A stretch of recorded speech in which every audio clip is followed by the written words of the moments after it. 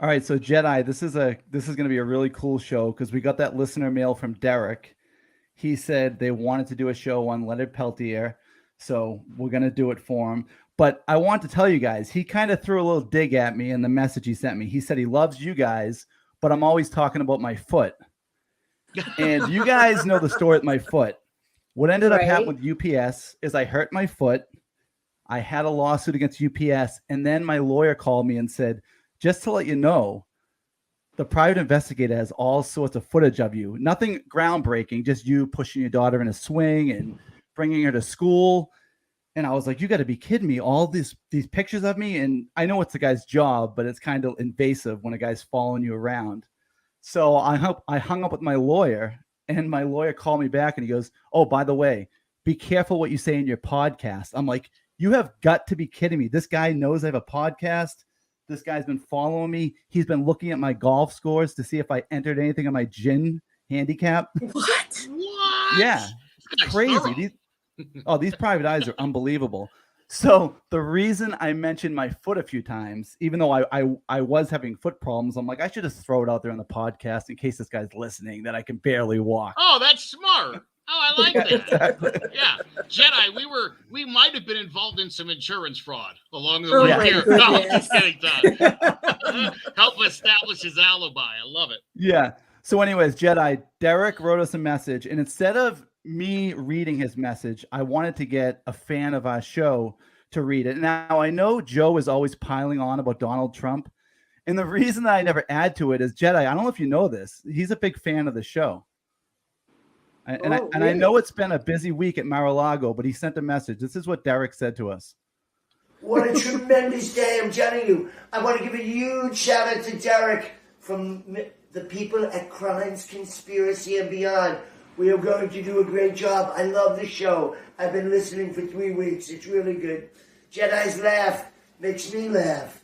She sounds like she's so fun to be with. I'm telling you, I'm going to have the whole crew down to Mar-a-Lago. Because they're fun people, they really are. And Joe's laugh, it's so mischievous. He sounds like that evil, he makes me laugh all the time. It sounds like that evil villain, the one that wants to take over the whole world. It's unbelievable, I'm telling you right now. And Todd the Foot Guy, what's that about? I'm telling you, he's always talking about his foot every episode. It's unbelievable. It's really going places. It's unbelievable. Crimes, Conspiracy, and Beyond, it's unreal. And of course, that producer, Joe. He's a long-haired libtard and snowflake from Connecticut. He hangs out with liberals. What a loser. But I'm telling you, we're going to have the whole cast and crew down because Melania loves the show also, as does Eric. Eric really loves it. It's going to be so tremendous. We're going to have the whole crew down. We're going to do it right from Mar-a-Lago. It's going to be tremendous, and it really is going to be big league. God bless you. We love you. Crimes, Conspiracy, and Beyond. God bless you.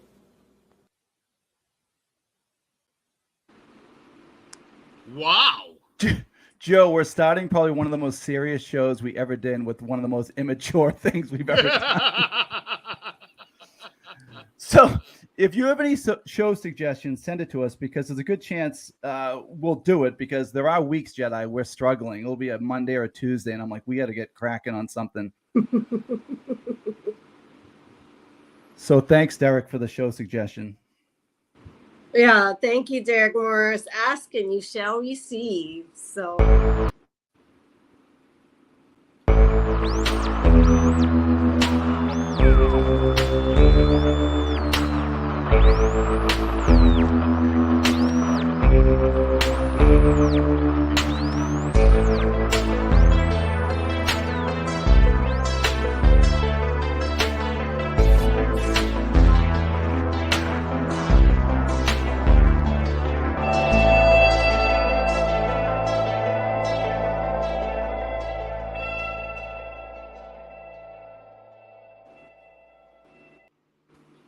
It's Crimes, Conspiracies, and Beyond with Jedi, Todd, and producer Joe.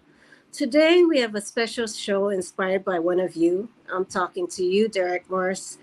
And so today, our show is about one man who has spent over 45 years of his life in prison for a crime he did not commit.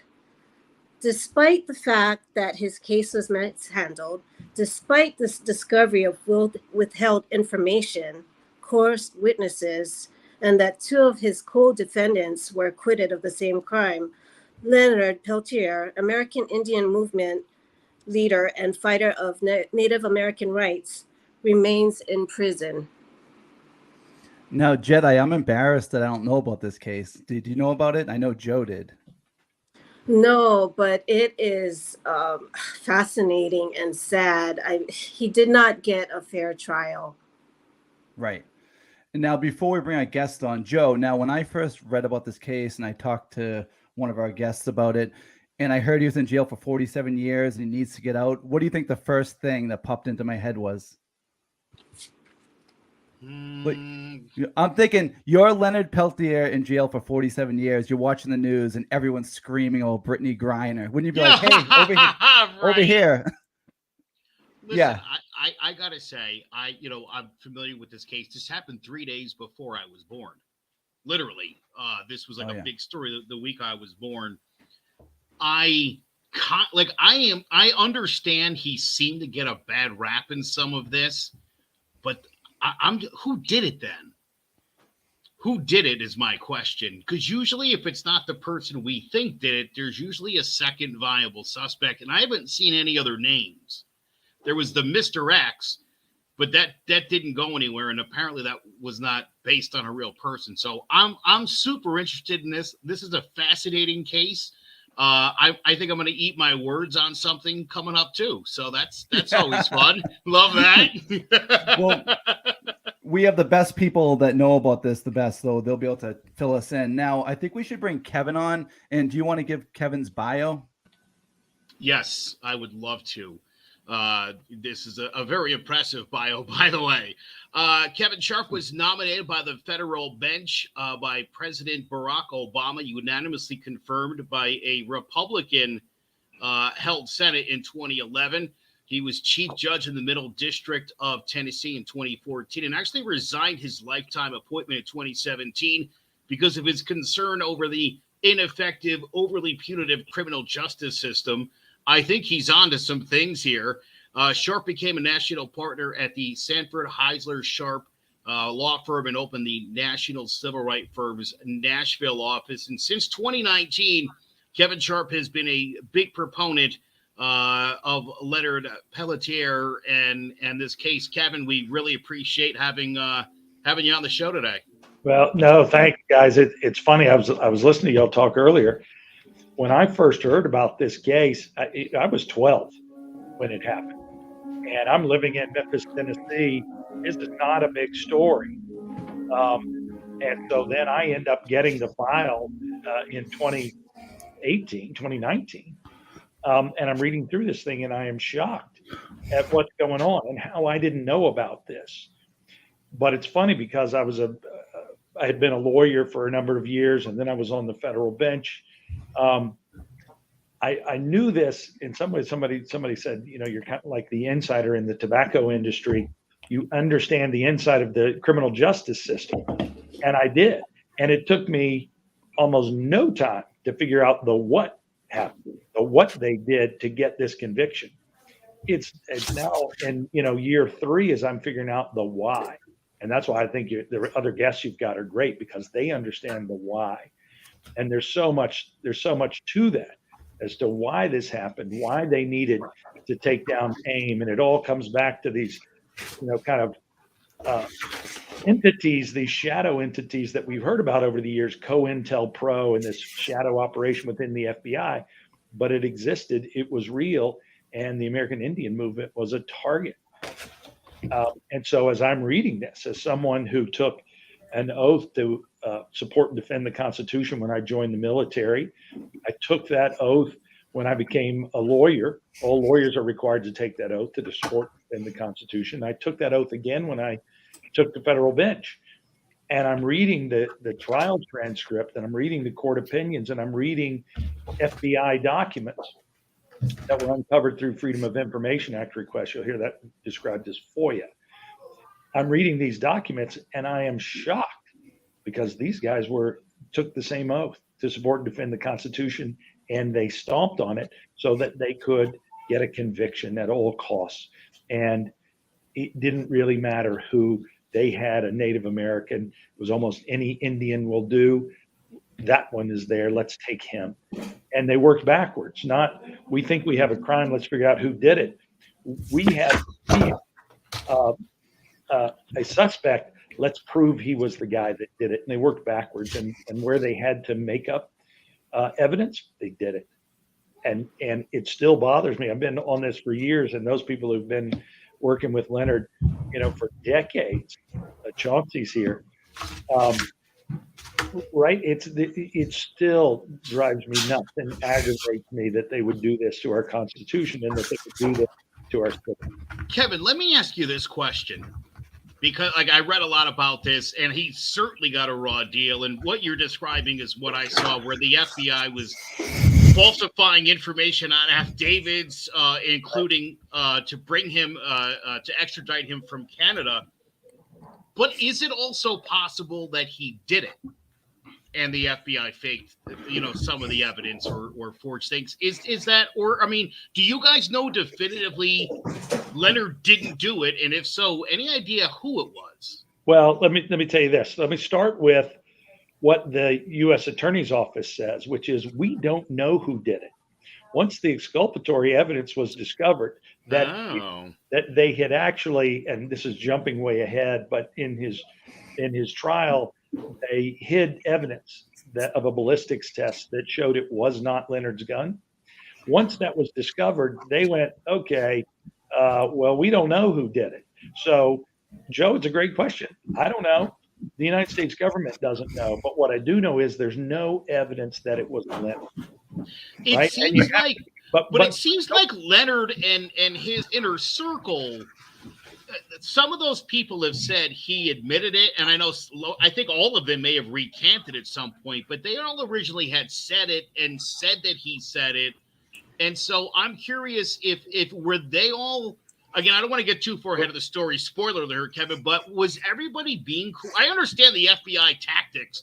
I could see where they're coercing people. Was that more or less the case here? Well, let me back up, and I hate to put you on the spot, Joe, but they said he did it, or that he said he did it, that they doesn't exist. That didn't happen, right? That never happened. Those are rumors of someone said that I heard that he told somebody else who told me. That's not evidence of squat. That's nothing. So there is no one who said he did it. But what happened was they did have kids, 14, 15-year-old kids who were there that day. There were a lot of people up there projecting. This is the other important thing, is context matters. And again, we're jumping ahead a little bit, but why were they there? And there were a lot of people there that day. That those kids were coerced into saying that they saw Leonard and his co-defendants going down the hill towards the agents. But they recanted that. They didn't see any of it. And only one of those boys is still alive. He's in his 60s. And I've spoken to him, and he said, I didn't see any of that. The coercion and the threats against his own safety and that of his mother was what led him to lie. And he recanted that on the stand. And the FBI does not deny that they coerced him, or that his original testimony was not true. That's how they got the indictments, and it's what they were going to try this case on until the boys recanted on the stand in the first trial.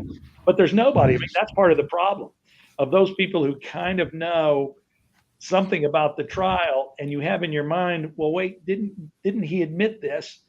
No, and there's only a rumor that someone heard someone else say that they heard him said that. That's a bunch of nothing. So, the answer is no. They took a guy who was there. There's an FBI memo when the first two co-defendants were acquitted based on self-defense, which is important. When they were acquitted, there's an FBI memo that says, and they're mad, and you can tell it in the memo, now we need to take the entire resources of the United States government into convicting Leonard Peltier. Well, that's bullshit, gentlemen and ladies. That's not how the system works. No, it's not. So It shouldn't. No. I know. Let's back up a little bit. So sorry, I have jumped. No.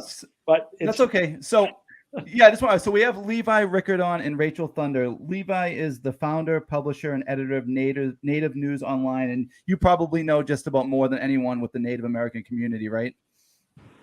Well, I'm not so sure I would go that far, but I will say this: I appreciate you bringing attention to this matter. Yeah. As you mentioned earlier, you were really unaware of it until just recently, and so goes America, so to speak. And that's one of the reasons why I founded Native News Online 11 and a half years ago, is to amplify Native voices. And so I applaud what you're doing today. And as far as Leonard Peltier, it's one of the sad chapters in America history. And notice I didn't say American Indian history, America's history. Yeah. And it is, Leonard is considered by many as a political prisoner, and he should not be in jail. And it's for heaven's sakes, they've let the man who shot the president of the United States out, and he's walking freely today, my understanding. That happened, Kevin, maybe 6 weeks ago, something like that. And yeah, maybe last. It all kind of runs together now. It does. And I guess my point is, there again, I applaud what you're doing. We have covered this case extensively. I've written several editorials about Leonard, and I for one, believe he needs to be released. So. Yeah. Now, Rachel, feel free to jump in at any time. You're the organizer of the Leonard Peltier Walk to Justice, which we can touch on later. And I kind of think we might have lost Chauncey, Leonard's son. Joe, do you see him in there? No, we did. He did drop off the line. I'll keep my eye out. As soon as he comes in, I'll bring him back. I do think we should back up, because I think we should tell the story as if people don't know, because a lot of people don't know who Leonard Peltier is. So, right. Levi, do you want to start at what happened that day? Well, you know what's hard? I tell people you can't really understand what happened that day in June of 1975 without understanding what happened at Wounded Knee in 1973. And you can't understand that if you don't understand what happened at Wounded Knee in 1890, and why there was a trail of broken treaties that ended up at the occupation of the Bureau of Indian Affairs building. And it's hard to understand that day out of context with the hundreds of years of history of this government's treatment and mistreatment of the indigenous peoples. And so all of that culminated in lots of atrocities along the way. The Mankato 38 is one. If you don't know about that, it was a mass hanging in the 1850s of 38 Native Americans who each had, there was originally going to be 300 hanged simultaneously. They all had about trials that lasted, anywhere between 5 and 10 minutes, depending on how long it took them to get them in front of the judge, right?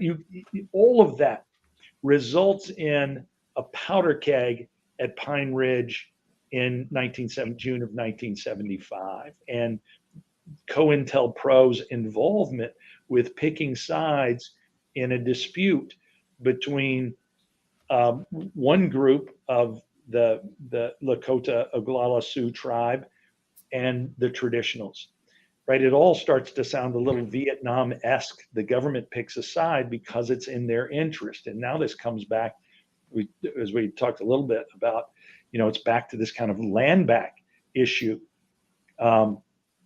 And all of these broken treaties. And that's why Levi is an expert on these issues, but it's more than just people with guns on Pine Ridge Reservation on that June day, because it all led up to a powder keg that the government, as the courts recognized in Leonard's appeals, the court recognized the government, the United States government, had to take responsibility for what happened that day. And so, if we have time and Levi can give us a history lesson, I think that would be great, because you can't understand it unless you understand a little bit of the context. Right. Yeah, and I'm not going to go back to 1890, and you could talk 500 years of oppression against indigenous people here in this continent. But let's start with 1973, when the American Indian movement took over Wounded Knee is a hamlet on the Pine Ridge Indian Reservation, which is for your viewers out there, is one of the poorest areas in the United States. You go to Pine Ridge even now, people live in what I call third world living conditions, and back then there was this group led by a corrupt tribal official, and he had his goons, and the American Indian movement came in and took over Wounded Knee, and it lasted 71 days, and you had the likes of Dennis Banks, Russell Means, some of the American Indian movement people there, Clyde Belcourt, and all three of those gentlemen are now deceased. And you had Leonard Peltier, who was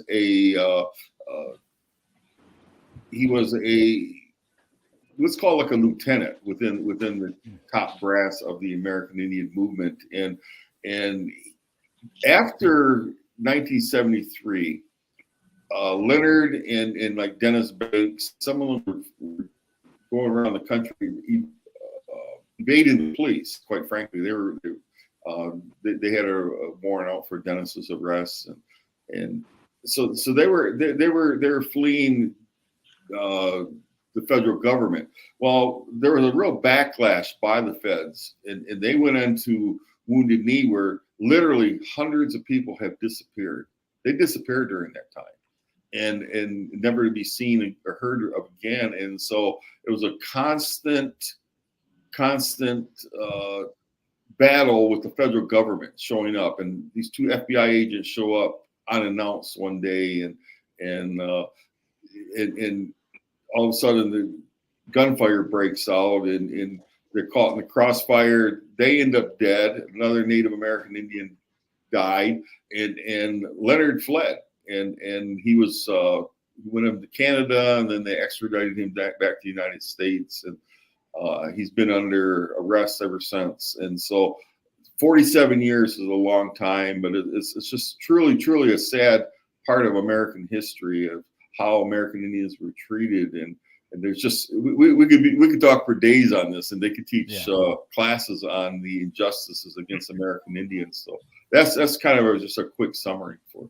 And real total side note, but the guy that they were pursuing, this Jimmy Eagle fellow, that case went to shit also, and nothing ever. So why they even went on the reservation? Like, I suspect there might have been more to that story. Even like that seemed weird, and why it would have been two FBI agents of all people.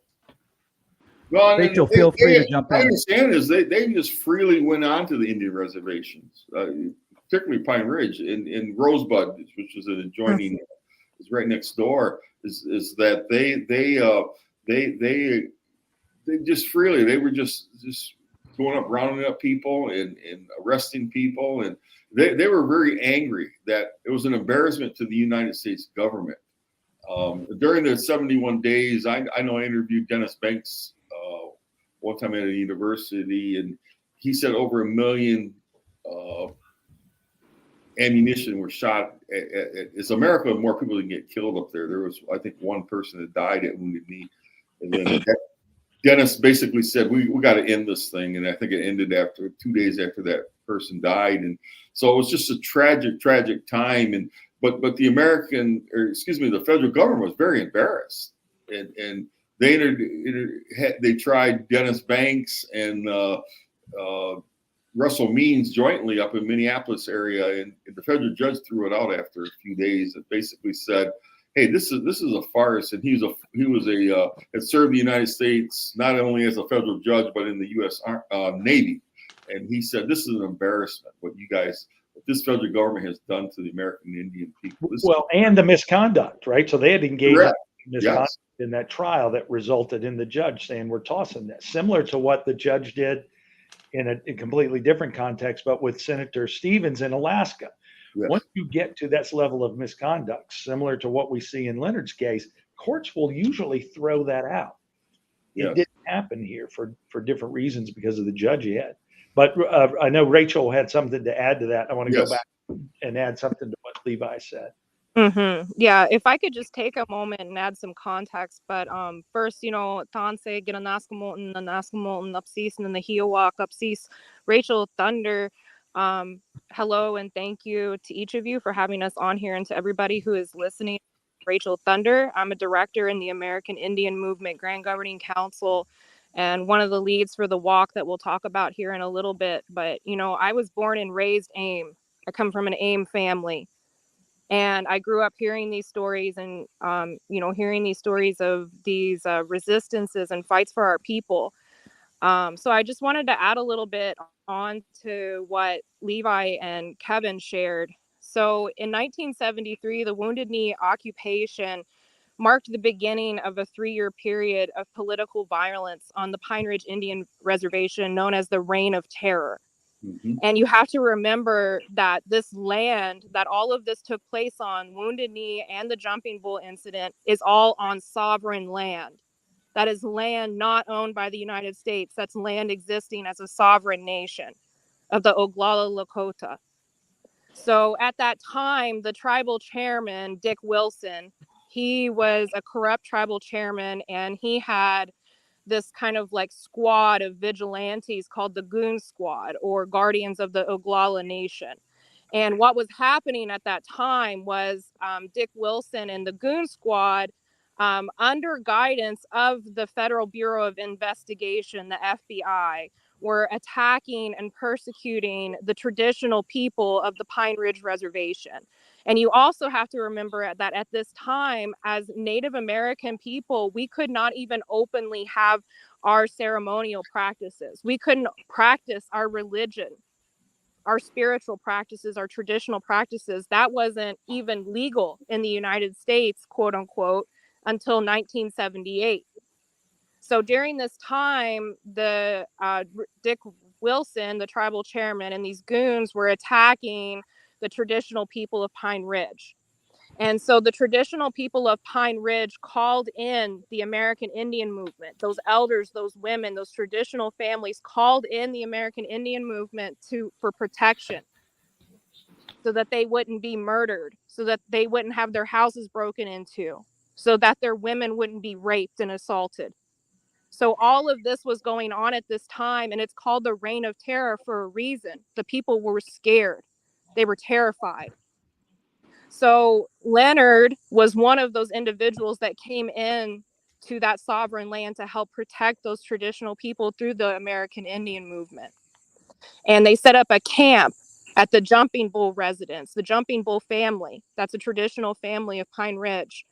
And on June 26, 1975, an unmarked car came into that Jumping Bull camp. And you have to understand, with this reign of terror, with all of these assaults and attacks happening, that these people that were there at this camp, which, by the way, was not mostly American Indian people, it was women and children and families there at this Jumping Bull residence, they were scared. You know, they were like, we're being attacked. And so this shootout happened. And more than 150 FBI agents, goon squads, and law enforcement officers showed up there at that shootout and were there. And more than 50 Native American people participated in that shootout. And that's including AIM members Bob Robidoux, Daryl Butler, and Leonard Peltier, who were brought to trial. Yes, those 2 FBI agents, come to find out they were agents. They didn't know they were agents at the time because they're in an unmarked car coming into sovereign land with a warrant for a pair of stolen Eagle boots under Jimmy Eagle. They come in, they're killed in the shootout in this crossfire. And also one Native American who was mentioned, Joe Stunts, he was killed at that shootout, and his death has never been investigated, nor has anyone ever been charged in the connection with his death. So Bob Robidoux and Daryl Butler, they were arrested first, and they went to trial under a federal jury in Iowa, and they were acquitted on the grounds of self-defense, finding that their participation in the shootout was justified given that climate of the reign of terror on the Pine Ridge Indian Reservation at that time. And further, they couldn't even be tied to those close-range shootings of those FBI agents. So then Leonard, who we mentioned earlier, had gone to Canada. He was arrested in Canada on February the 6th, 1976. And then they brought him to the States based on court affidavits of a quote unquote witness of mortal forebear who was later found out that, her statements were coerced and completely false by the FBI. So Leonard's trial did not happen in Iowa. This trial was held in Fargo, North Dakota, under a conservative jurist appointed by the federal bench by Richard Nixon. And key witnesses and evidence regarding that reign of terror that was happening was not allowed in his trial, but was allowed in Dino's and Bob Robidoux's trial.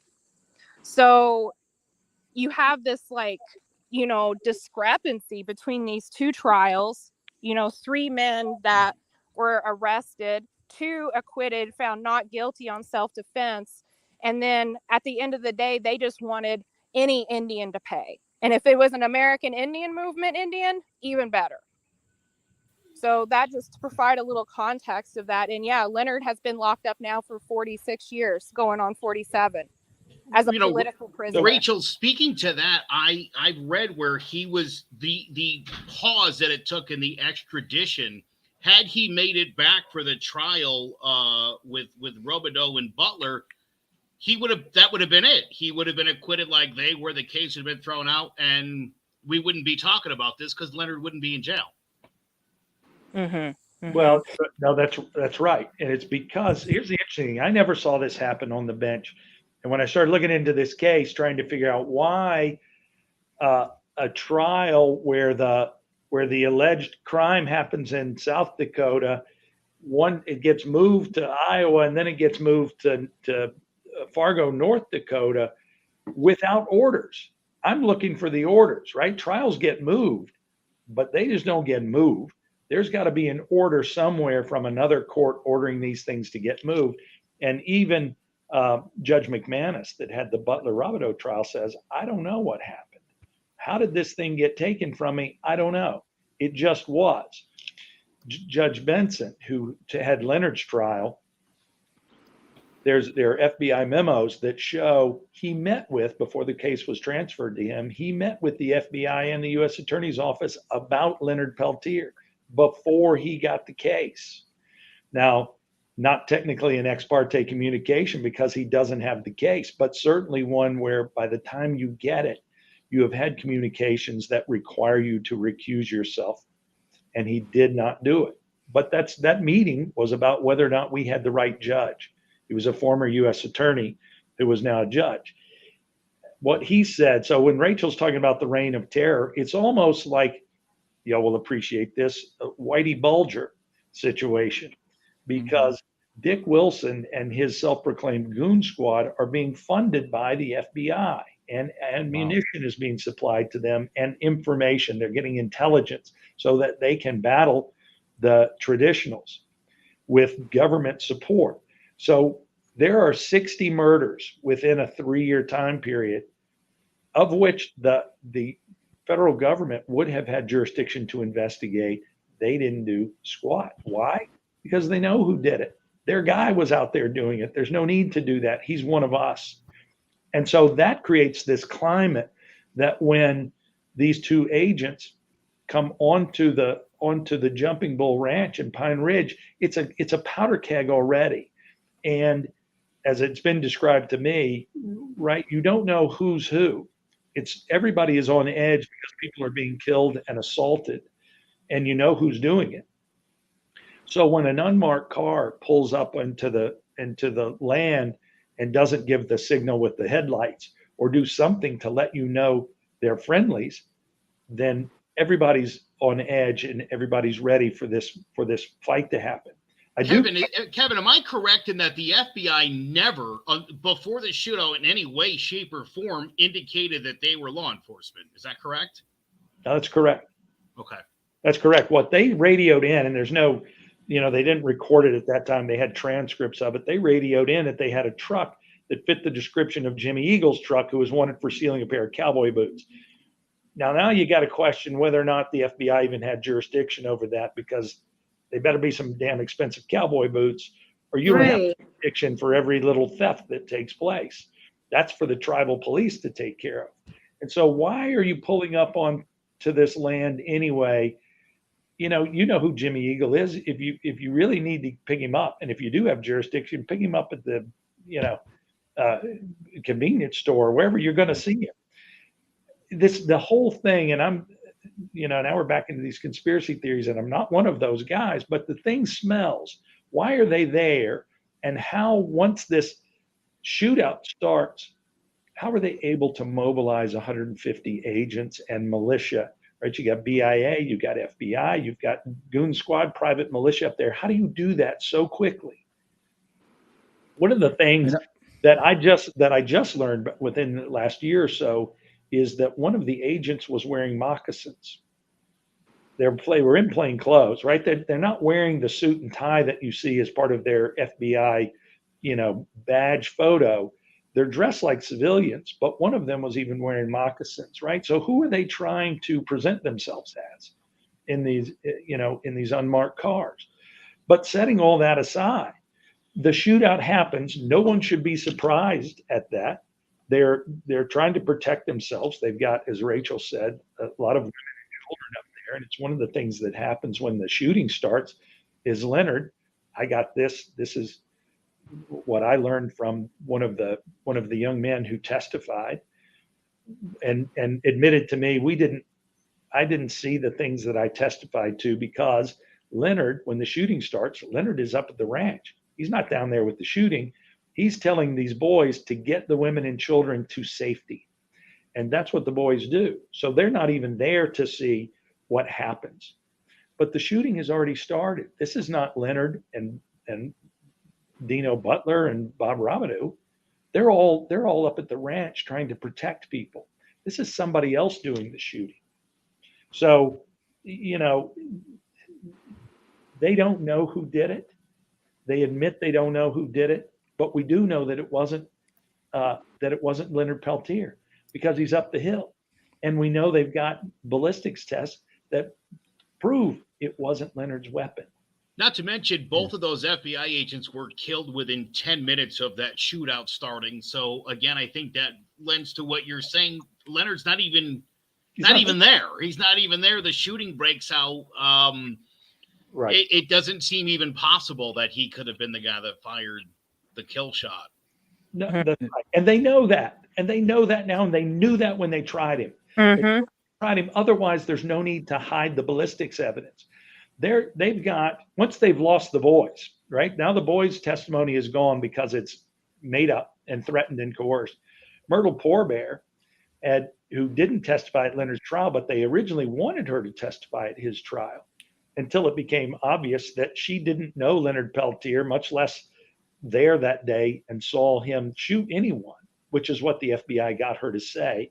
And she later said, the reason I signed that affidavit is because they threatened to take my daughter from me if I didn't sign. Now, the Canadian courts later, when it's discovered that this is a complete BS affidavit, the Canadian courts want to know who submitted this thing, because you used it to get the extradition approved. And now we know it was a lie. And lawyers are forbidden from presenting evidence that they know to be false. So Holtman, who was the U.S. attorney at the time, and I've seen his letters to the court, says, I didn't know anything about this. Her FBI, he called them her FBI controllers, drafted this affidavit. As a federal judge, I know that's not how it works. That's not how that works. The U.S. attorney and the assistant U.S. attorneys work with them and draft those affidavits. You don't let an FBI agent in the field draft the affidavit you're going to submit to the court. You're working on that. And there's nothing wrong with that, as long as it's a true affidavit, for the lawyers to help draft those. But you can't draft a knowingly false affidavit, submit it to the court. That you lose your license for that. Kevin, I'm just curious too. So they used the affidavit, but then they wouldn't let her actually testify. Because it became clear that the affidavit was false. And now the U.S. attorney has got a dilemma. Now we know this affidavit is BS. I can't put her on the stand to testify that the affidavit is false And the reason I did it is because those guys over there coerced me into it. Mhm. And we now know, although Levi and Rachel have always known this, that a threat for the U.S. government to take your children from you was real and was immediate. This wasn't some idle threat. They would do it, and they've done it, as we're now all learning about these boarding schools. Mhm. This was the policy of the government to do that. Why wouldn't she believe them? And so then the court doesn't let her testify, and they don't let Leonard's lawyers cross-examine her about this. So without the three boys and without Myrtle Poorbear, all they've got is a shell casing. And it doesn't show you which weapon, it shows you which type of weapon, right? The ballistics expert testifies during Leonard's trial that this is, not the best ballistics test, but because his weapon was destroyed in a fire, we couldn't do a firing pin test. It would be the gold standard of ballistics test. We don't have it, but what we've got is a shell casing that we found in the trunk of the car. Not on the first time they investigated it, not on the second time they investigated, but the third time they investigated, they found. Real quick, who wants to tell the story of the reason why the car that blew up? Who wants to tell that part of the story? Because that's insane. Well, I don't know. Here's the thing. For all the listeners out there who were not driving in the 1970s, cars would just catch fire.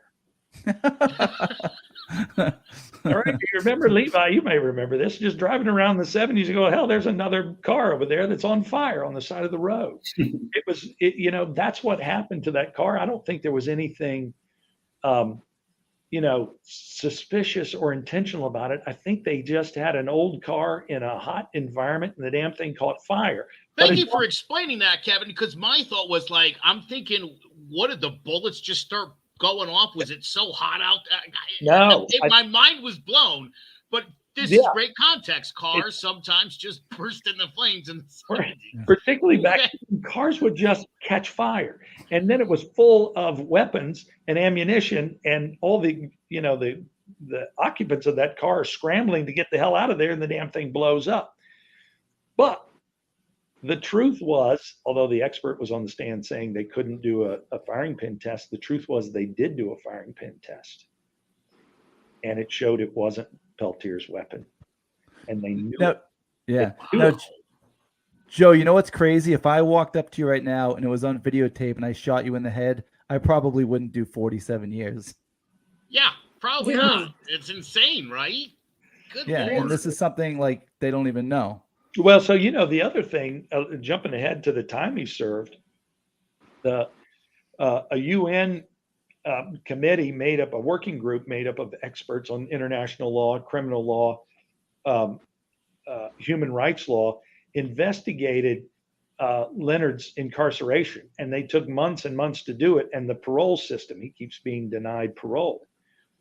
The average time served by someone convicted of this crime, assuming that he did it, which the evidence now shows us that he did not, would be about 12 years. Oh my God. He's done 46. God. Right. And what they found in this investigation was substantive due process violations, procedural due process violations, and anti-Native American bias. They report in there that one of his hearing officers said by a 2009 parole hearing, whereby now we have discovered the exculpatory evidence, the ballistics test that shows it wasn't. Sorry about that. Yeah. Also, the other thing that's come up recently in the past year, 46 years after he helped put Leonard Peltier behind bars for 2 life sentences, the former United States Attorney James Reynolds called his prosecution unjust, slammed the FBI for its role in promoting violence on the reservation, and asked President Joe Biden to free Leonard Peltier now. And that's coming from one of the prosecuting attorneys that prosecuted Leonard Peltier. That's another thing that's popped up. Leonard is 77 years old. He has type 2 diabetes. He has high blood pressure. He has an aortic aneurysm that's fatal if it ruptures. He had a stroke that took 80% of his vision in one of his Didn't he eyes. have COVID when COVID first started and got turned Yeah. down for, I mean, Yeah. like, come on now, seriously So with this guy. they denied him his booster shot. He caught COVID. None of us, I mean, you know, Kevin could probably add more on this. None of us could even contact him, contact the medical unit, have any kind of information for weeks on whether or not he was okay. And that was an avenue that the BOP could have taken to release him, because they had a program to release elderly, prisoners, inmates, federal inmates, to release them out of the prison system to go serve their sentences at their homes because of COVID-19, and they still wouldn't do it.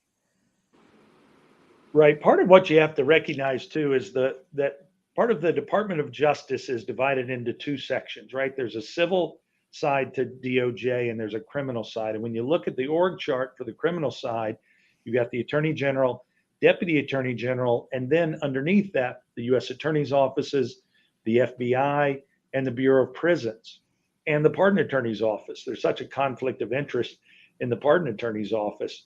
They're all report up the same chain of command. And so the Bureau of Prisons is a mess, for one, but they're part of that system. They are not going to, it's Leonard Peltier, they are not going to cut him any kind of slack and give him the same rights that anyone else has.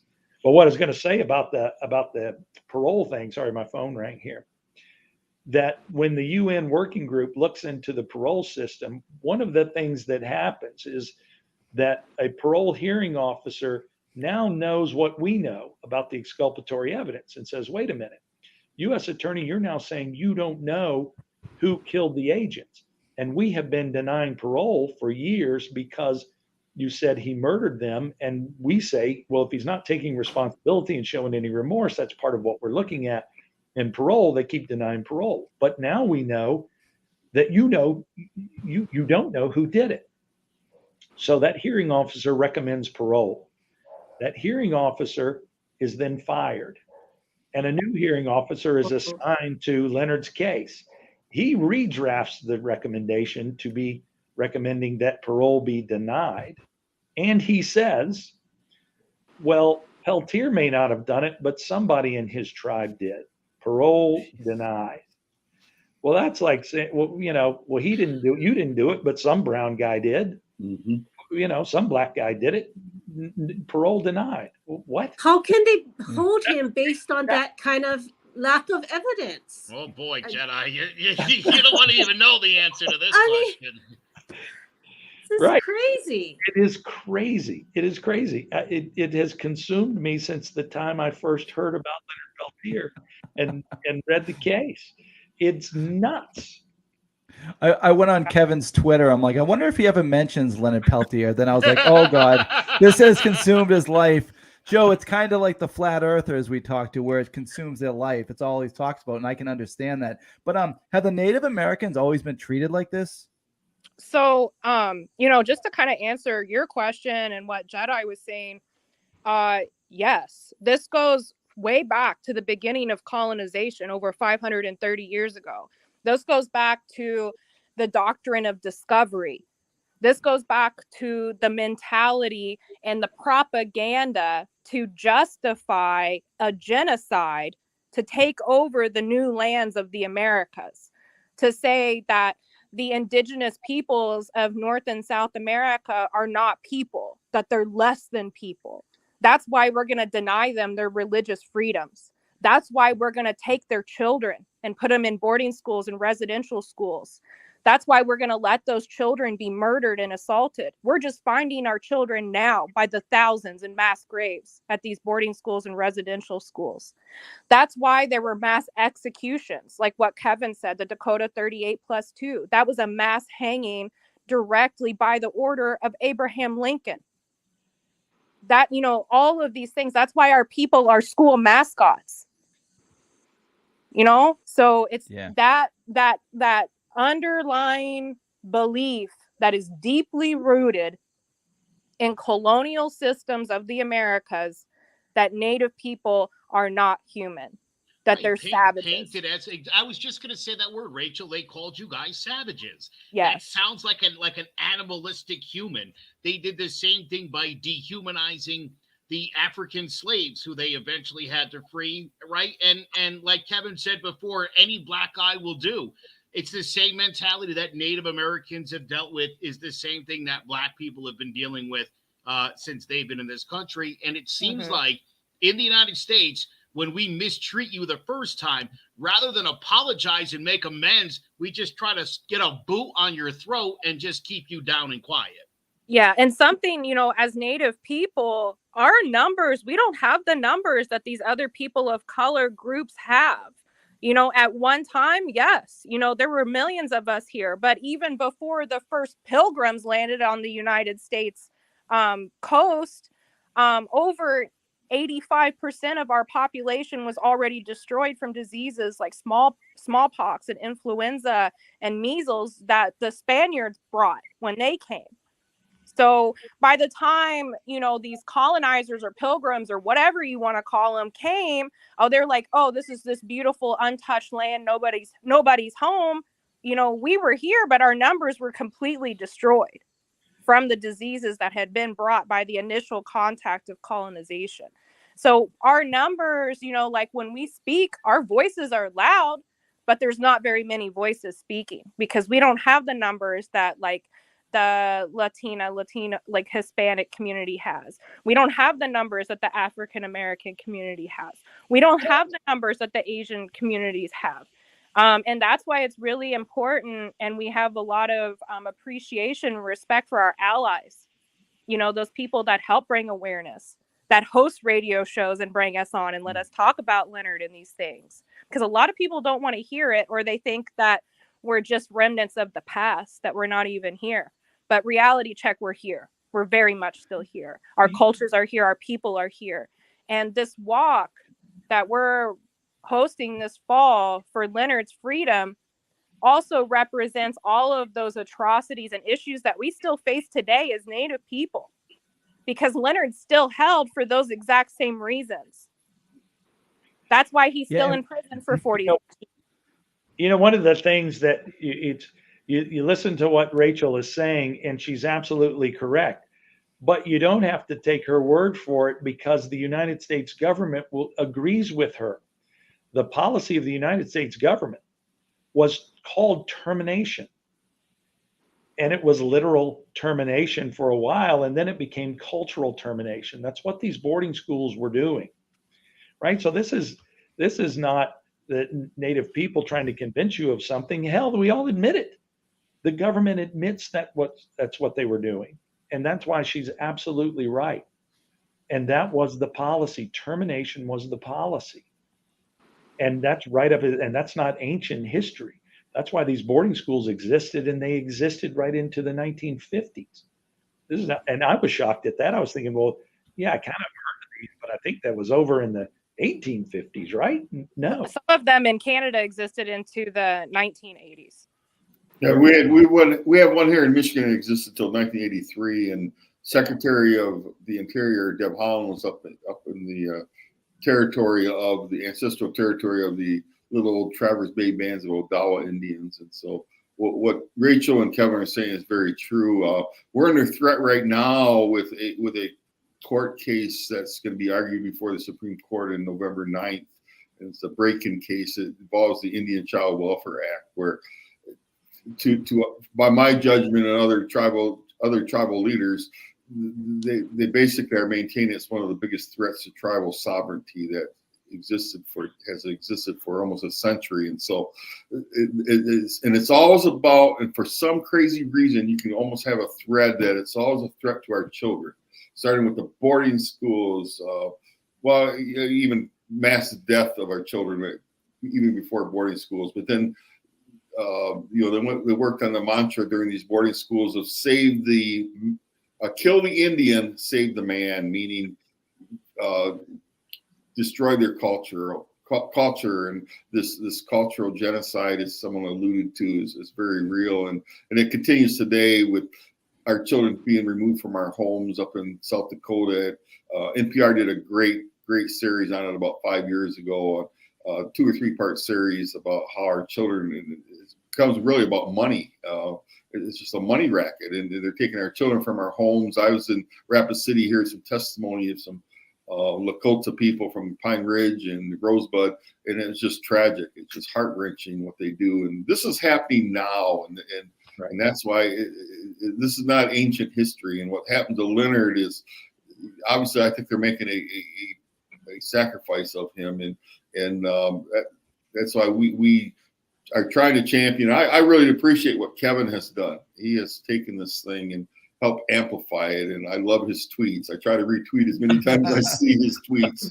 What Rachel's saying, to amplify this is just tremendous. And due to our size, now you got to understand, even in the last presidential election, on election night, CNN, when they were showing the exit polls, they had how Caucasians or whites, African Americans, blacks, Latino, Hispanics.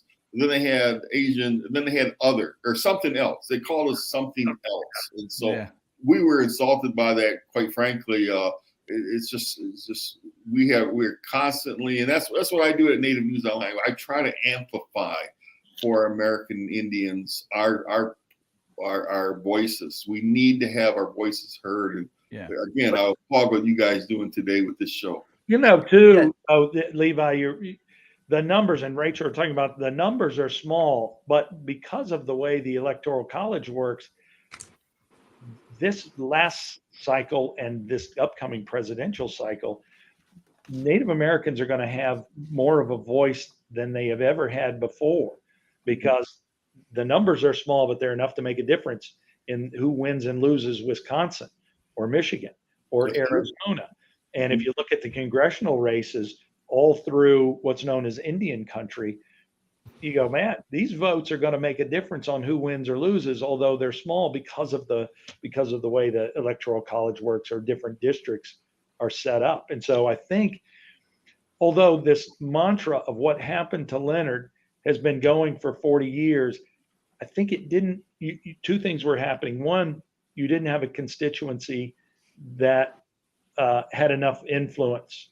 And I think the Native American community has that influence that they have never had before, although it's not equal to what it should be. It's more than they've ever had before. And so the president will listen to that. But also you've got the general population that's finally ready to listen to things like broken treaties and land issues and mineral rights issues and pipelines through their lands. Kevin, I was just going to say, a lot of this came up a couple of years ago with Standing Rock, and a lot of people on Facebook were like, "I'm with you guys," and then, again, I definitely think that Native Americans have finally, I think, started to get that, where people realize that they got a really raw deal. And maybe it's because Trump reminded everybody of Andrew Jackson, what a bastard that guy was as far as relations with the Native Americans. But I think people are really finally starting to understand the way this country started and the shitty things that we did. And the idea that we're still doing this to one poor bastard, it makes no sense. Right. There's an audience willing to listen. And you can't forget that Leonard, as a 9-year-old, was kidnapped and taken to one of these boarding schools along with his 6-year-old sister, right? He doesn't remember his language like he used to because they weren't allowed to speak it.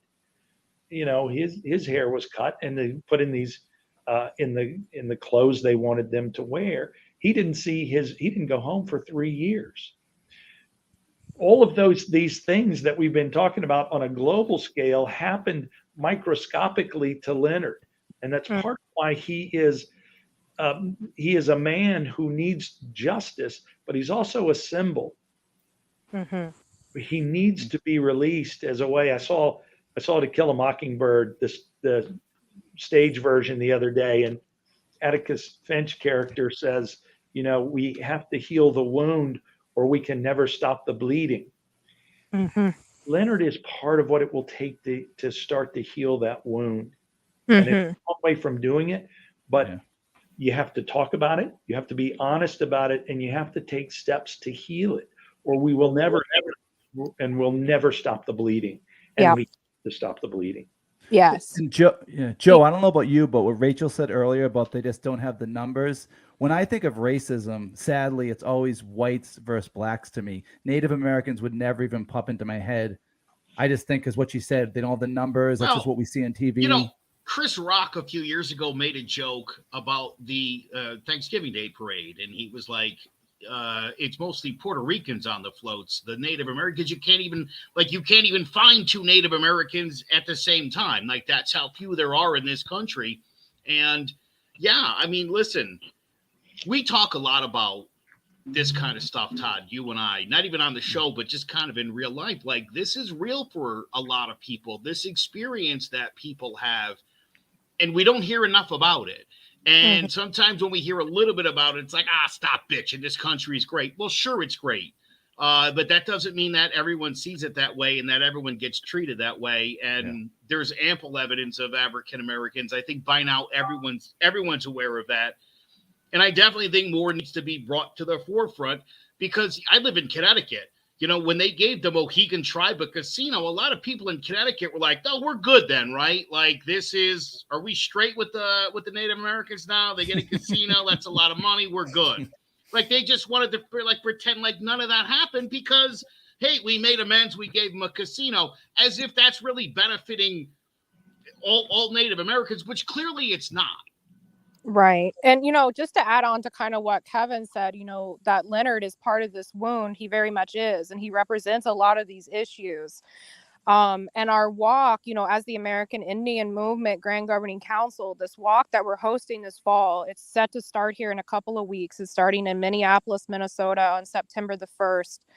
And the name of the walk is Walk to Justice, because we're asking for justice. We're asking for Leonard Peltier to be free. We're asking for all of these issues to be brought to the forefront of, quote unquote, the United States, for there to be justice for our missing, murdered Indigenous women, for there to be justice for the children that are being taken from us and that have been taken from us, that never got to go home. For justice, for all of these massacres that happened to our people. Justice that this Indian Child Welfare Act is not revoked and removed, that we can protect our children. So this walk, it's going to be 1,103 miles. It's going to go from Minneapolis, Minnesota to Washington, D.C. It's going to take about 2.5 months to carry that prayer to D.C. And, as the American Indian Movement, we're first and foremost a spiritual movement. Everything that we do is grounded in prayer and traditional ceremonies. And this walk is a prayer. It's a ceremony in itself to see Leonard released. We're going to be hosting rallies along the way. We're going to host rallies in Minneapolis, Eau Claire, Wisconsin, Madison, Wisconsin, Chicago, Illinois, South Bend, Indiana, Toledo, Ohio, Cleveland, Ohio, Pittsburgh, Pennsylvania, and then in DC. And, this whole focus of this walk is Leonard, and also to bring awareness to our people and to these issues that we've been fighting for over 530 years. So it's really good to have this kind of awareness on a radio show. There's been other shows that have had us on to be able to talk about it, to talk about these injustices. And what we're asking is justice in an unjust system, because the system has been unjust to our people. And that's why what Rachel just said is why Leonard is such a symbol for all of this. You cannot separate those things when she says, like, this is a walk for Leonard, but it's also a walk for this justice for Native Americans. You can't separate those two. It's why Leonard was there. It's why all of this tension happened. It's what keeps him there. It's what put him there, and it's what keeps him there. And you hear talk about this generational trauma from these boarding schools, and I see it, right? I get to stand back from it because I didn't live it, and I get to see it objectively as a lawyer, as a judge, as an American citizen, as a human being, and all of a sudden I can take this in and go, my God, they're right, and we have an opportunity to stop it. Mm-hmm. Let's take it. Mm-hmm. Let's do it. And that's why I think this walk is going to be so important. And that reminded me, sorry, Rachel, I do want to get a list of all those cities because if I can make it, I'd like to fly in and attend some. I can't make your opening, but maybe I can hit one of the other cities along the way. Rachel, Native News Online, our reporter Darren Thompson, who's based in Minneapolis, will be at the opening. You may know Darren, and I will try to make. If you can get me notice, and Todd, do you have a ability that you could post the schedule? Yeah, so I'll just share a little bit of information right now. Our opening rally in Minneapolis will be on August the 31st. And then that very following day, on September the 1st, we'll have a sunrise ceremony run by Mitch Walking Elk. And then the walk will start. And that'll be there at Cedar Field, just next to the Little Earth housing off of Franklin Ave there in Minneapolis. Okay. And if anybody listening wants to get more information, we do have a Facebook page. That's Leonard Peltier's Walk to Justice. We post updates on how to be involved, how to support, and support can be a lot of different things. Support can be, sharing information, educating people around you, donating supplies, volunteering to walk for a part of it, putting the walkers up, hosting a meal, making a monetary donation. And all of that information is there on that Facebook page. And if you don't have Facebook, that's okay. You can email Leonard Peltier walktojustice@gmail.com, and one of us will reach out to you. That's awesome. And Joe, one thing I want to touch on was I found so interesting. Can you pull up those 2004 presidential results, the popular vote? Now, I found this fascinating. Now, how can you run? I mean, I know you probably know, Kevin. How can you run if you're in prison? There's nothing wrong with that. You can run. Donald Trump might do the same thing in 2 years. You can run and you can win. Yeah, he had almost as many votes as the write-ins. You can't vote for yourself, but you can run. That's a crazy thought. You can't vote or for yourself for that matter, but you can run. You can run. Wow. You can't vote. And the other thing, Joe, did you have the graphic I sent of all the Obama pardons and commutations? Did you have that? That's okay. But no. Now, it's gone through at least 4 presidents, right, where they tried to get him out, Kevin? Yeah, he was convicted in 1977. I don't know that Carter would have looked at it, but everyone's looked at it since then. Mm-hmm. Yeah, Clinton was close to letting him out.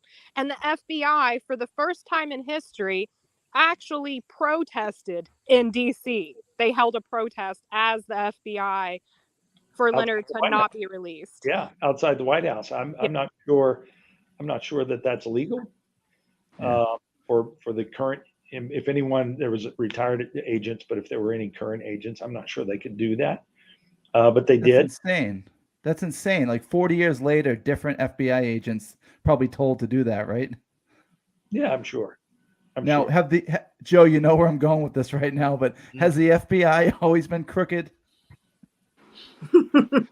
Well, like any agency, I'm not going to indict the entire FBI, but they're made up of people, and certain people are crooked. They just are, and you know that there are cops who, their prosecutions are dismissed because they're planting evidence. Does that mean that everybody in that department is a crook? No. Does it mean everybody in the Boston FBI is a crook because of what they did with and for Whitey Bulger? No. But there were some people who certainly were.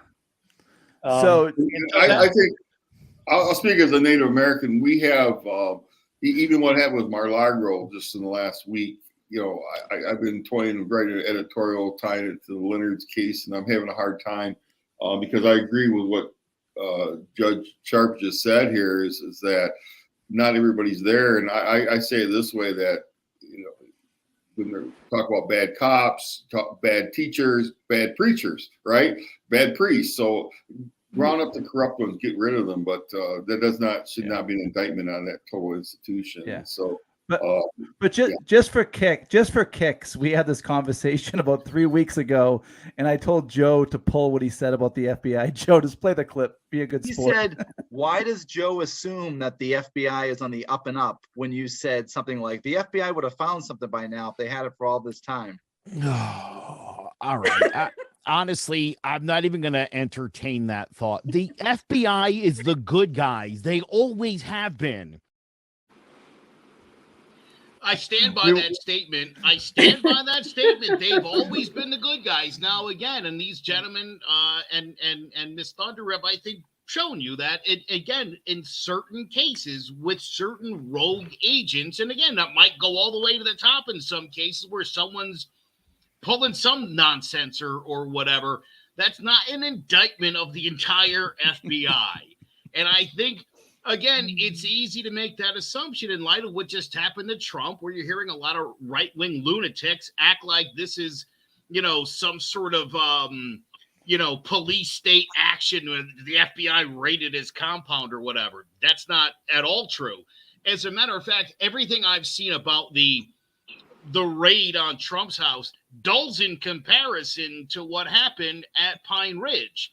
And the idea that they didn't announce themselves and they were in unmarked vehicles and started a shootout. Like, there's a lot about this case from the get-go that doesn't smell right to me. And at the beginning of the show, when I was asking the question, because like I've read a lot about this, I'm fascinated by this, but I keep coming back in my head. I'm thinking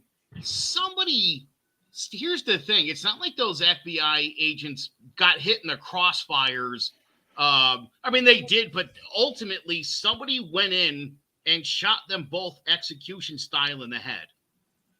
And again, I understand the idea that somebody had to pay for this, and unfortunately it's Leonard, but I think it would go a long way. I would make the same argument to O.J. Simpson. If you could give us a better idea who did it, if it wasn't you, that would really be very helpful. Well, let me say this, Joe. It doesn't work like that. It's never worked like that. The way it works is if you've got enough evidence to indict me, and then prove that I committed a crime beyond a reasonable doubt. There's no requirement that I'm going to indict you, and if you find somebody else for me, then we'll acquit you. That's not how it works. What I can tell you is, and what the Constitution requires is that you try somebody and you prove they're guilty beyond a reasonable doubt, and you cannot do it by threatening and intimidating witnesses or hiding exculpatory evidence or committing perjury. Right? There's no then requirement, but all of that's okay. We'll still convict you unless you give us who did it. The government says they don't know who did it. Why should Leonard or me or Levi or Rachel or anybody else have to go out and prove who did it? It's been decades. No, listen. From a legal standpoint, you're 100% correct. I'm just saying, if you guys were able to offer up, like, it might have been that guy, at least then in people's minds, it sort of would take like, okay, well, I guess it could be another person, as opposed to, it definitely wasn't Leonard. We have no idea who it was, though. But what's wrong with that? It definitely wasn't Todd who killed him. I don't know who it was. Todd, you're going to go to prison until you figure out who it was. No. Listen, I'm not suggesting that it's on Todd to figure it out. I've seen appeals, and I'm into cold cases and stuff like that. And I've seen often this happens where they literally will solve the crime and bring it to an appeal and be like, listen, we have evidence that this is the person that did it. You were wrong because listen, everything about this case is a lack of evidence. Right? Nothing about this. There's no evidence about Leonard being guilty. There's no really condemning evidence here. So you would think on an appeal it would have been easy to be like, well, none of this is actual evidence. Two things happened, though. One, the law has changed since then, since this case was tried. Part of it is, and what you're talking about is when they build a good circumstantial case, somebody gets convicted on a circumstantial case, and then they find out who really did it. That's one thing. To fabricate a case against someone and then say, but it would be much more helpful if you could then tell us who really did it, because we're law enforcement, and over the course of 46 years, we haven't been able to find out who did it. If you could, find a judge in Nashville, Tennessee, willing to work pro bono and go solve this shootout for us, that'd be great. Well, I can't do that. We don't know. And, but the one thing we do know is that there's no evidence that it was Leonard. Mm-hmm. That's what we know. Yeah. Hey, Kevin, I just had a thought that my understanding is that these FBI children, the two deceased who were killed at the incident at Ocala, were very much in support of keeping Leonard in jail. But it seems to me that they would want to know who really killed their fathers. So, I'm sure, right. I'm sure they would. I just, if the FBI, and part of it was they don't want to know. Okay. Right. From their perspective, the FBI's perspective, case is closed. They don't want to open this up again. There are different people with different motivations for wanting that to happen. One is, look, an FBI agent is dead. 2 FBI agents are dead. Mm-hmm. Set aside, so is Joe Stuntz. But 2 FBI agents are dead. We have somebody, and the case is closed. From some people's perspective, they think they know who did it, even though they don't have evidence. It would be great to know who really did it for that family. Maybe, and maybe not. Maybe from their perspective, it doesn't matter anymore. These 2 men are dead. Mm-hmm. And does it matter whether it was this person or that person? At this time, the person who did it is probably dead. If not, they're in their 80s, late 70s, early 80s. So I don't know. And would they change their minds and say we support clemency because even we don't want someone to serve time for killing my father if no one really knows whether he did it. Now, this goes back to the changing of the theory. So once the FBI released the ballistics test, and the U.S. attorney had to admit that they don't actually know who killed the agents, they changed their theory to aiding and abetting. Now they don't claim that Leonard did it, but they claim that he was there and he was shooting, and it's aiding and abetting. But then I have to ask, who did he aid and abet? His co-defendants were acquitted based on self-defense. There was no crime as far as they were concerned. Yeah. So, but how can you serve over 46 years for aiding and abetting? Well, you wouldn't, and that was interesting because at the Court of Appeals, when the U.S. attorney changed its theory of the case, the court recognized and asked them, well, wait a minute, if you had tried this as an aiding and abetting case, the sentencing would have been radically different than what it was. And the government admitted that that's true. But they don't take him back for a resentencing. And so he has to serve the 2 life sentences as if on the theory that they tried, which was that he shot them, even though they changed their position and say, we don't know who did it. But we all know now that it wasn't Leonard. He was just there, like Robert Owen Butler. And Joe was right earlier when he said, had Leonard been tried with those 2, with that judge who let in the evidence of the reign of terror, right? Because that now gives them motivation. Why were you shooting at these men? Because we have this history of the reign of terror.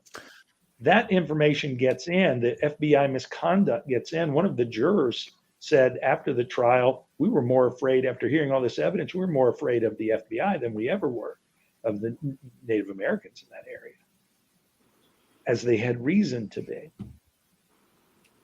So, just so many problems that this needs to end. They need to end. Right. I was just thinking, Joe, even the guy who was responsible for bombing one of those airlines, I don't know if you remember that case. They let him out when he was like 80 because he had cancer. Like something like that, the guy got out of prison to spend his last few years. And Leonard Peltier is still in. Well, I mean, especially knowing that so many people have Leonard's back on this and have been fighting to get Leonard free. I know it's become a bit of a celebrity cause. Generally speaking, that leads to something if you can get the celebrities on your side. So I don't know. At least it brings attention. Another thing, Biden just released Hinckley, who actually attempted an assassination on a United States president. And then you're talking about like support for Leonard. You have Nelson Mandela. These are just over the years. Nelson Mandela, Amnesty International. Countless celebrities, over 50 congressmen and senators. So it's honestly just ridiculous at this point. It's not, it's not even that he should be released now. He should have been released. Right. He should have never even been there. He should have decades ago. Yes.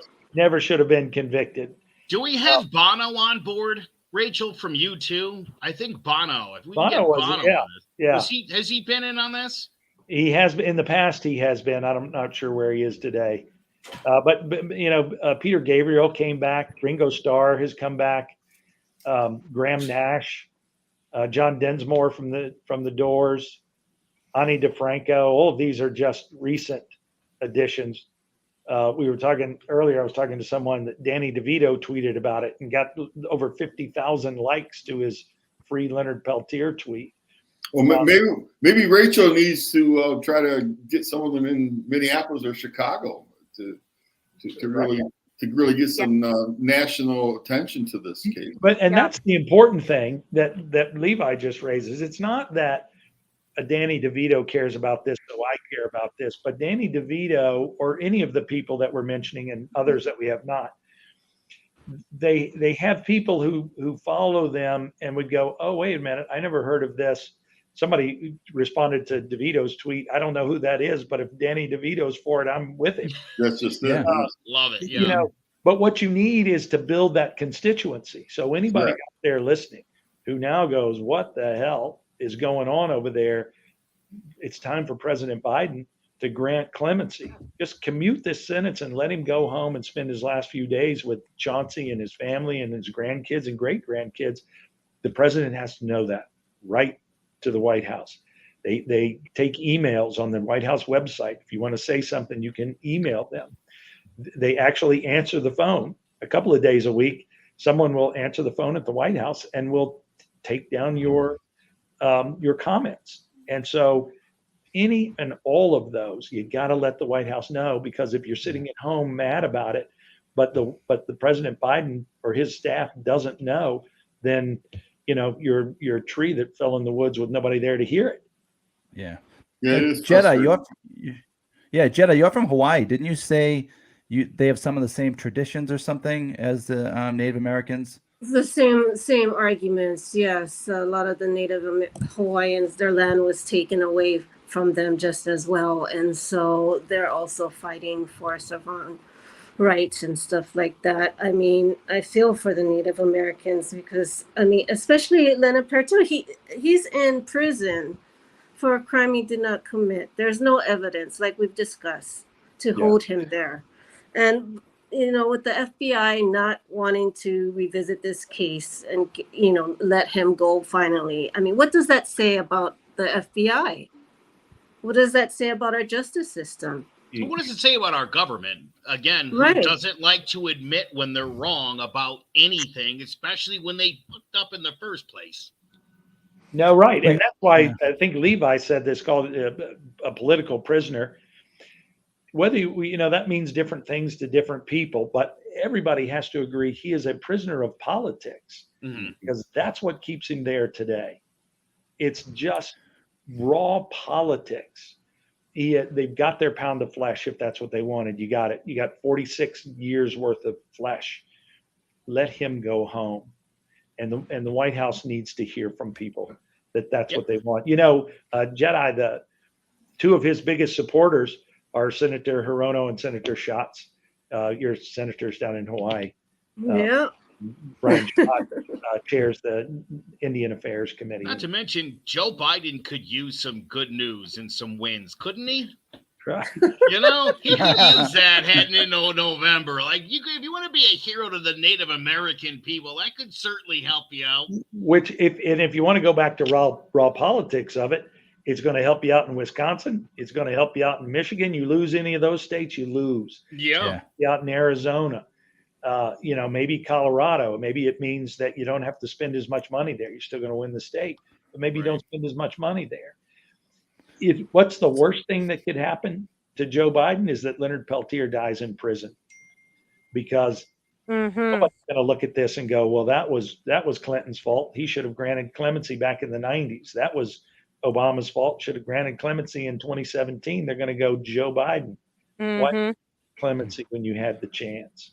and he'll pay for that. He'll pay for it at the voting booth in the Native American communities. And it is small, but they are important based on where they are, and they're important to this country. So, you know, to talk about raw politics of it, you that's a dangerous game that you're playing if you want to win an election. Yeah. So Levi and Rachel, does it drive you guys crazy when, say, you're doing this important walk to get him out of jail, and you put on the news, and the number one story is like if Kanye West is with Kim Kardashian, and that's the stuff that just dominates the news? Or are you just used to it? Well, like nonsense. Like, go ahead, Rachel. No, you go ahead. I think you. No, I for one, you know, I think that's the nature of news. Is we get diverted easily, and there's I heard last night Trump banks on the fact that people have short news cycles. The American public have about a 3-day cycle, and they want to go on to something else. And but it is quite sickening when some of the core issues that are in hand are not covered properly. And I know, like, I was at Anadarko, Oklahoma last month when Deb Holland, they started the tour to healing, the Road to Healing tour on this boarding school. And you had probably 3 times the media and the national news covered it halfway decent. But when Michigan, there was very few, if any, national news. I didn't see any national stories. And that's, and I say it this way, that the national news often they like to cover the shiny objects. And so that's the importance of what Native News Online does, and not necessarily blow my own horn, but that's why I started Native News Online 11 and a half years ago. We need to have some voices out there. And the good news is we are cited by the Washington Post and the New York Times here and there. And on an average, we get a national publication will cite us twice a week. So we've been charting it this year. And so we feel like we're in a good spot to really amplify what needs to be amplified in terms of Native American issues in this country. And it really, we do need to focus in. And I think I really, again, I applaud what Rachel's doing with this walk and what Kevin's doing, because Kevin has really brought, and he brings so much credibility being a former federal judge. He just adds all kinds of credibility to this story, and that is just really critical. I think is non-native people, and if I can say it this way, white people love credible people. The more credible you are, the better, and that's what I really do like about what Judge Sharp is doing here. Well, thanks. I mean, this is originally that when I said, I started off by saying the what was easy. It's the why that has taken me years to start to understand. And that's the why I get from Levi and Rachel and those folks. The what were the constitutional violations that just jump off the page at me. And that's what dragged me and pulled me into this case was, you know, I've served this country in every branch of government. I was in the military. I worked for Congress. I was in the judiciary, each time taking an oath to support and defend the Constitution. To see it just ignored in this way was what dragged me into this case. Learning about Leonard and learning the why part of this and what he's a symbol for is what keeps me here and what keeps me churned up. And I can't imagine what it would be like to grow up this way and have this every day as the thing that keeps me spun up. I tell you, the first thing I join the American Indian movement. Sure that I'm heard. And it's what I love too about Native News Online is I found as I'm trying to figure out the why, right? You don't go to USA Today for that. They're not telling you the why. The Post, Washington Post and New York Times aren't telling you the why. What you do is you click on and see what Native News Online is saying. Mm-hmm. That's how I find out the why. Mm-hmm.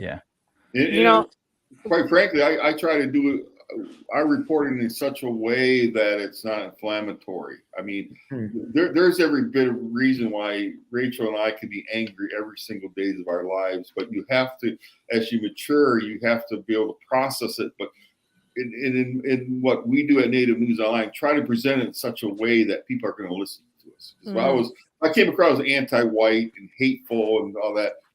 I'm gonna get tuned out immediately. I'm sure other people, you guys will love this. During the Trump administration, we received 0 press releases from the White House, with the exception of one during COVID. They felt like they probably had to reach out to us. However, only one. I probably get, and I'm not exaggerating, 30 emails a day from the White House. I'm dealing with the White House right now as we're on this show because they're going to give us an exclusive, and so I have a reporter on it. But so that's credibility. But if you're anti-white or real filled with hate, you lose your credibility real quickly. And so I try to be real. Credibility is a big word to me in terms of you heard me mention with Rachel and Kevin, and so it's just we have to be credible as a news agency as well. So right, yeah. So Well, we got to wrap up. Oh, okay. Sorry, one last thing that also tells you, Levi, that the White House understands the importance of the community. Correct. Right. They're keeping you in the loop, and they want to talk to you because they understand how important the Native American community is. And that's why I think Leonard has a real chance, and maybe the first time he's ever had a real chance at Clinton. Yeah. I'll add really quick just before we wrap up, with the holding of Leonard as a political prisoner, and not even just Native American, but as a human being, and the injustices that he represents, until Leonard is free, none of us are free. Until he's free, they hold a piece of the spirit of each and every human being that has fought for human rights, not even Native rights, just basic human rights that we all have the right to have as human beings on this earth, in this existence. Well, Rachel, I hope if NBC or CNN shows up at this, you say what you just said. That was powerful. Yeah. That was very powerful. Yeah. It's beautiful. Mm-hmm. Now, Joe, me and you have talked about this, and Jedi as well, and this is kind of like going off on a tangent, and I'm kind of nervous to open this box, but we might not have Native Americans on again, and I do want to know what they think about Columbus Day, Indigenous Day, and the baseball teams and the football teams being renamed. Whoa. Like maybe if you guys could sum that up. Well, first of all, maybe we won't tell you until we get invited back. How's that? Yeah, there you go. I like it. We'll never be invited back. The Columbus Indigenous Day could easily be a show.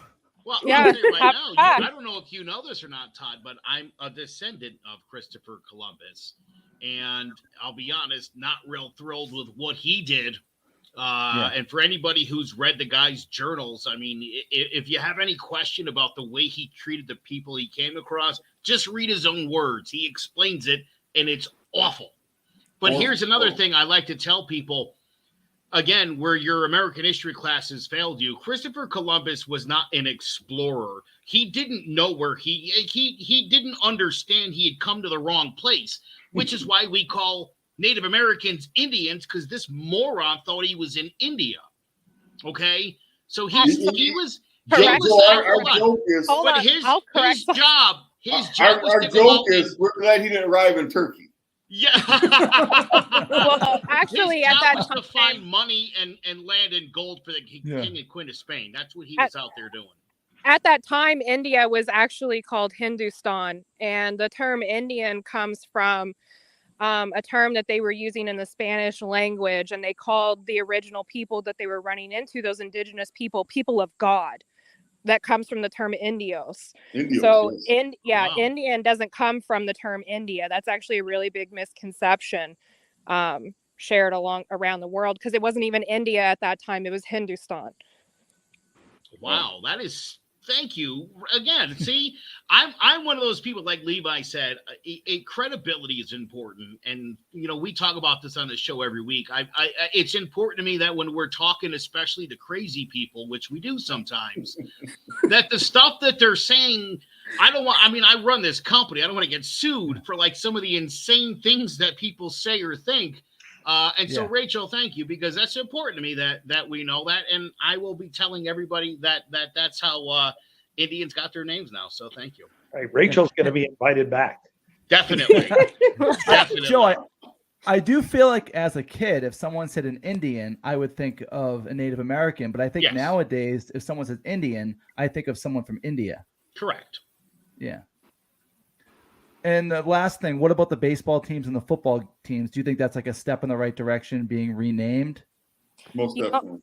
Yeah, that definitely is. And maybe, like you said, maybe we could have a whole other show on that. As the American Indian movement, we have several coalitions that are specifically dedicated to seeing that shift in mascots and imagery of our people within public school systems, professional sports teams, and even private companies. So that's something that we could talk about another time, because 2 minutes. I would love is not to. enough. Real quick, Rachel, would you agree that Chief Wahoo, the former Cleveland Indians logo, was about the most offensive logo any professional sports team has literally ever had? Like a red-faced, drunken, clownish-looking Indian man. That was, even as a kid, not even being PC, like that felt messed up to me in so many ways. Yeah, so the imagery is terrible. And then also that imagery and that frame of mind of our people incites all of this racism and degradation and cultural appropriation of our people and cultures too.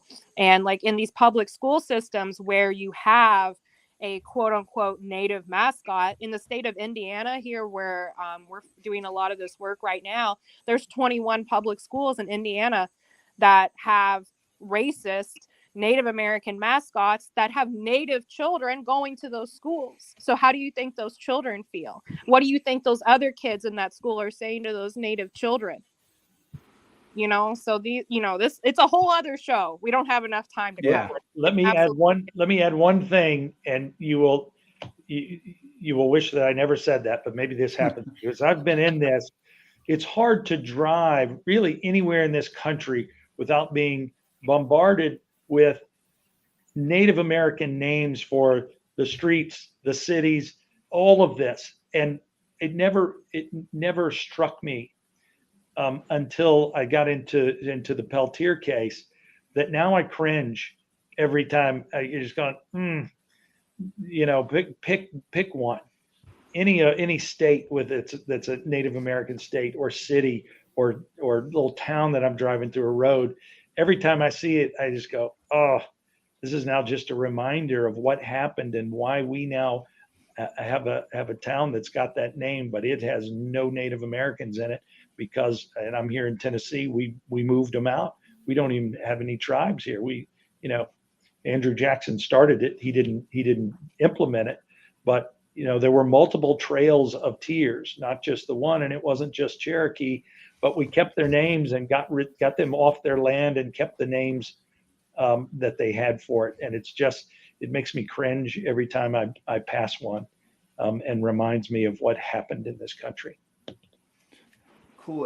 Thanks for coming on, guys. One thing I want to touch on is one of the sad things about this that we didn't mention was Chauncey. He basically grew up without a dad. I know my dad was in my life. We played baseball, we played golf.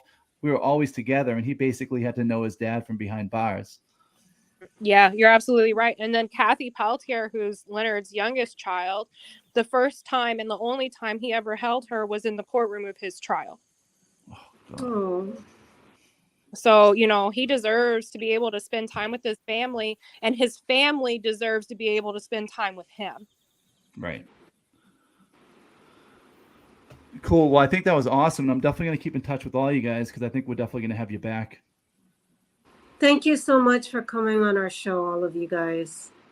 Yeah, thanks for having us on. Thanks for getting this group together. It's so great for, I don't get to hear Rachel and Levi be able to talk at length like this, and it keeps me motivated. And I always learn something from them, and I'll steal some of what they said. And Joe, when we say bye to these guys, I want to stand for about 2 more minutes with Jedi, myself, and you, if we can. Sure. So thanks so much, and I'll be in touch with you guys. And I don't know what happened to Chauncey, but tell him we give him our best. Okay, thank you. Thanks. Good luck, you guys. All right, see you later. So that was pretty awesome. Yeah. Ooh, that was a lot of fun. Again, I kind of went into this. I needed to hear from them. Yeah. Because everything that I'm still reading, it's like, all right, I get a lot of the evidence says it wasn't him, but then who did it? Because again, from what I read, it seemed like he had admitted it to some people in his inner circle. And again, that's hearsay and certainly wouldn't stand up in court. But again, somebody execution style took out those two cops after the shootout. They were both pretty incapacitated, and somebody yeah. In the way, I mean, there was so much to learn here. So the way I kind of talked to Jedi, I said, I think the best thing to do, instead of us learning everything and trying, no one wants to hear from us. Let them kind of tell the story, and we'd and they were all great. Questions. Oh, they were all awesome. Really great. I really enjoyed that. I'm so glad that we talked to all these fine folks, because boy, learned a lot, and it did. It filled in a lot for me about the stuff I didn't know. Yeah, no, I think that's actually a really good topic about the sports teams and stuff, because you know where we live, Joe. If you say like, oh, they're renaming the Redskins, everyone immediately just is like, oh, that's stupid. Give me a break, without knowing anything. So I live in Connecticut, which is very much taken from Native Americans. I live in Wethersfield. We used to be the Warriors. They recently changed it. There's another town a few towns over from here that also made the change, and now there's a contingency of angry white people who want to go back to the name. They're pissed that why can't we still be the Tomahawks? And it's like, dude, get over yourself. The people that are like, how is that offensive? It's like, if I drew a picture of your mom, like a big giant whore, and I was like, hey, our new team is the Whores, and it's a picture of your mom, Todd, you wouldn't like that. You'd be like, oh, could you pick anything but that? So and again, or my favorite is, I know a couple of Indians who love that Redskins logo. Oh, you do? You know one or two? What about all the other ones? Like, that's the anecdotal evidence is not evidence. It's an opinion from somebody that says something that you want to hear. It's like Fox News has like 3 black people that go on and commentate on it, because it's the only 3 black people they could find that would say the shit that they want them to say on Fox. Same 3 guys. So the last, yeah, right. So the last thing I want to touch on, like we said earlier, Jedi, if anyone has any suggestions, send it in to us, because we'll probably do a show. Now, I did send Derek a prize pack, sent them a few things from Foxwoods. I didn't take his advice, though, to say, he said $200 max you should bring there. I should have listened to him. I sent them some crimes conspiracies beyond swag, and I sent him a couple things from the Northeast, Joe, and I want to see if Jedi can tell us what these are. Joe's going to bring up a picture, Jedi. Ready, Jedi? Yeah. So, Jedi, do you know what that thing on the left is? I mean, I know you can read it, but do you know what that is? No. How would you eat that? Any idea? With a spoon? No, you don't want to eat that with a spoon. Joe, I was amazed to find out, I don't know, 10 years ago or something, this is a Northeast thing, marshmallow fluff. Yeah. So you can have peanut butter and fluff sandwiches.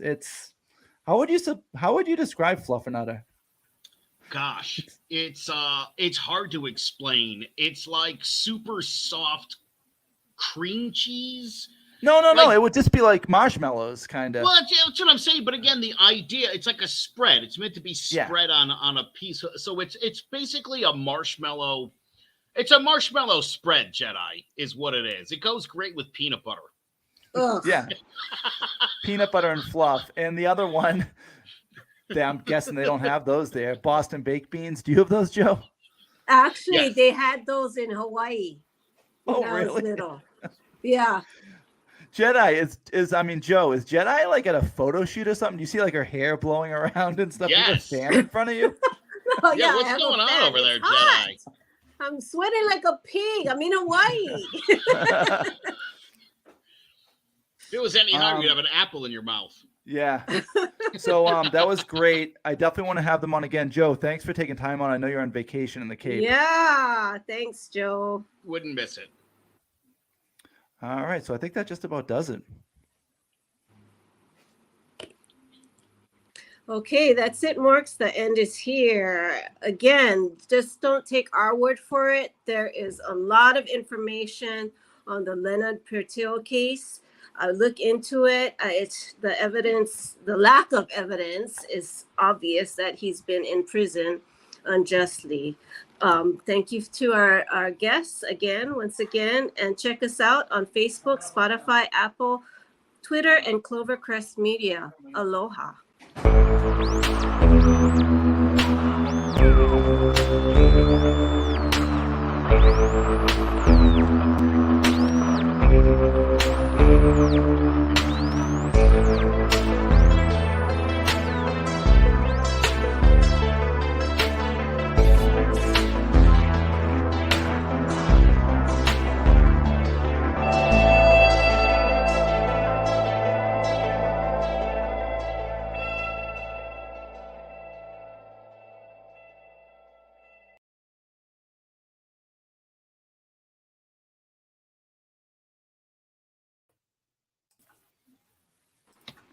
Hey, guys, I got to go. My daughter's upstairs alone. But Joe, as